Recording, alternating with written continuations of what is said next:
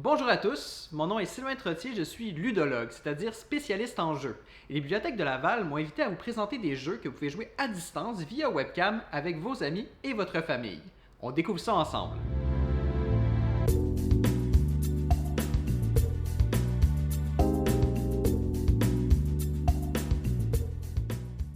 Avec le confinement, il y a plusieurs compagnies de jeux qui ont décidé de proposer des versions démo gratuites de leurs jeux qui ne sont pas encore sortis. Parmi celles-ci, il y en a deux que j'aime beaucoup. La première s'appelle Match 5. C'est un jeu de Synapse Games, une compagnie québécoise.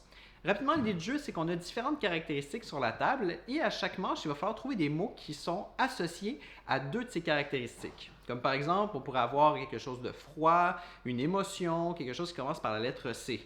Donc, il faudra que je trouve un mot qui commence par C et qui est une émotion ou une émotion froide, etc., etc. Donc l'idée, un peu à la manière de ce catégorie, c'est d'essayer de trouver des réponses qui sont vraiment les plus créatives possibles. La deuxième jeu que j'aime beaucoup s'appelle Top 10. Top 10, c'est un petit jeu coopératif, tout le monde joue ensemble, et à chaque manche, il va y avoir une caractéristique qui va être donnée. Il va falloir trouver les idées qui sont du plus au moins. Pour être plus précis, on va faire un exemple. Disons que le bateau, le Titanic, est en train de couler. Il va falloir classer du plus utile au moins utile les différents objets qu'on pourrait avoir. Donc les joueurs vont devoir travailler ensemble pour les classer. Donc ça suscite beaucoup de discussions, c'est très rigolo. Donc dans les deux cas, ces jeux-là se jouent super bien à distance parce que c'est principalement des jeux de discussion. Il y a un jeu de société que j'aime beaucoup qui s'appelle Château Aventure.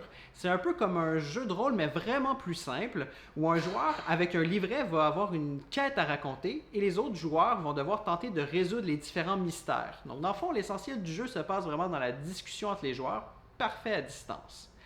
Et ce qui est génial, c'est que la compagnie qui l'a fait, Yellow, a offert gratuitement sur son site web 3 scénarios que vous pouvez aller télécharger. Donc c'est vraiment une super belle façon de jouer avec sa famille et ses amis à distance, mais en plus de découvrir un peu les jeux de rôle.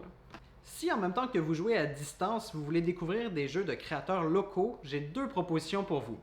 La première s'appelle Roll and Cook. C'est un jeu de Benjamin Gauthier. Donc rapidement, l'idée du jeu, c'est on doit cuisiner des plats. Donc on va avoir une feuille avec différents ingrédients et tout va fonctionner avec un lancer de dés. Donc la seule chose qu'on a à faire, c'est à filmer les dés et à les diffuser à nos amis et notre famille à distance. Puis c'est vraiment très simple, très rapide. Une demi-heure, une partie, c'est vraiment très sympa.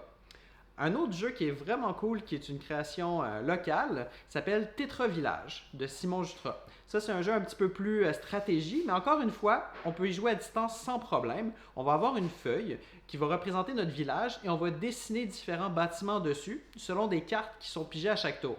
Et encore une fois, comme pour l'autre jeu, on a juste à filmer les cartes, comme ça les autres joueurs peuvent jouer en même temps que nous. Donc, deux autres belles façons de pouvoir jouer à distance avec ses amis et sa famille. Pour finir, j'ai deux petits conseils pour vous. Le premier, c'est si vous avez du papier crayon à la maison, vous pouvez jouer à un jeu qui s'appelle Categories. Si vous ne connaissez pas, c'est vraiment simple. Il faut trouver des mots qui rentrent dans des catégories. Ils commencent toutes par la première lettre. Donc, pour les catégories, vous pouvez créer vos propres catégories, comme par exemple à l'école, dans l'avion, quelque chose qui se mange. Et pour les lettres, vous pouvez à chaque tour dire une lettre au hasard ou en piger une dans un jeu de Scrabble que vous avez à la maison.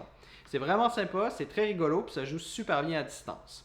Puis mon deuxième petit conseil, c'est plus si vous cherchez des jeux à imprimer que vous pouvez jouer à la maison. Pas forcément des jeux que vous pouvez jouer à distance. La compagnie Asmodée, qui est une compagnie de jeux, qui propose à peu près une vingtaine de jeux à imprimer et à jouer chez soi. Donc ça, c'est vraiment quelque chose de très intéressant si vous cherchez d'autres activités de jeux, pas forcément à distance, mais qui vont vraiment vous proposer plein de trucs amusants à faire. Les jeux qu'on vient de découvrir ensemble ne sont que quelques exemples de tout ce qui est possible de jouer à distance avec sa famille et ses amis. Si vous voulez plus de détails sur les jeux présentés ou d'autres propositions de jeux, allez voir la description, on a mis tout plein de liens. Sinon, on vous invite à mettre en commentaire vos jeux préférés, à partager, à mettre un petit pouce en l'air. Si vous en voulez plus, suivez la page des bibliothèques de Laval, vous allez avoir tout plein de contenu intéressant. Et si vous voulez en savoir plus sur les jeux, venez sur ma page personnelle, Ludologue. Il se trouve plein de choses sur les jeux de société, les jeux vidéo, les jeux de rôle et tout. Et sur ce, je vous souhaite bon jeu!